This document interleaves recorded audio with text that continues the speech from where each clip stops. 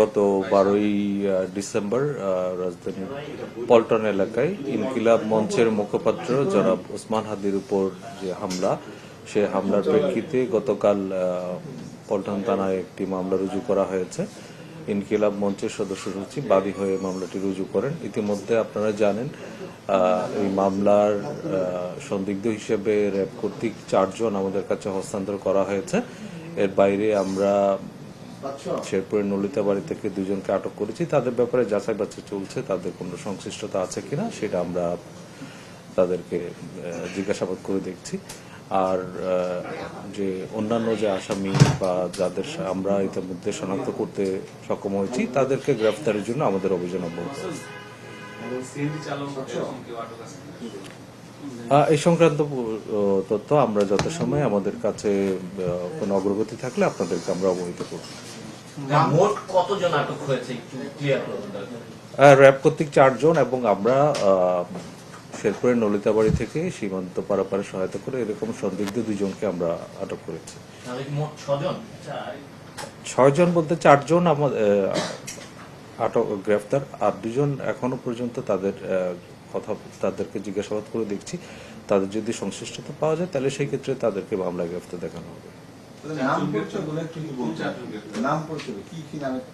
নামগুলোর মধ্যে একজন যেটা সন্দিগ্ধ, যার যে রেজিস্ট্রেশন মোটরসাইকেল যেটা ছিল সেটা রেজিস্ট্রেশনের যে মোটরসাইকেলের মালিক হিসেবে সন্দিগ্ধ হিসেবে একজনকে দেওয়া হয়েছিল।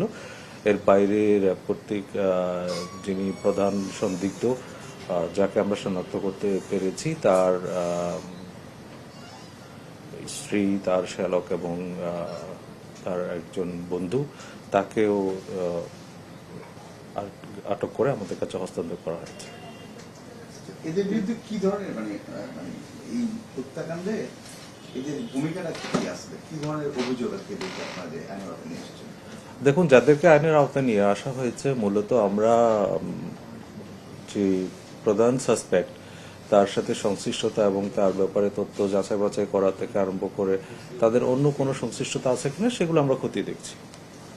আচ্ছা, সাংবাদিক ভাই অনেকে বলতেছে যে সে দেশের বাইরে চলে গেছে এবং 2 জনকে আপনারা থেকে নিয়ে আসছেন, তাদের বরাতি অনেক গণমাধ্যমে আসছে যে তারা আপনাদের কাছে স্বীকার করেছে যে তারাই তাদেরকে দেশের বাইরে পালিয়েছে। তারা আসলে এখন পর্যন্ত সেরকম কোনো তথ্য দিয়েছে দেশের বাইরে যাওয়ার বিষয়ে আপনারা কতটুকু নিশ্চিত হতে পারেন? এই ব্যাপারটা আমরা আমাদের কাছে সুনির্দিষ্ট তথ্য নেই। যাদেরকে আমরা শেরপুর থেকে আটক করেছি তাদেরকে আমরা জিজ্ঞাসাবাদ করছি, তাদের কাছে এরকম কোনো সংশ্লিষ্টতা আছে কিনা বা কোনো তথ্য আছে কিনা।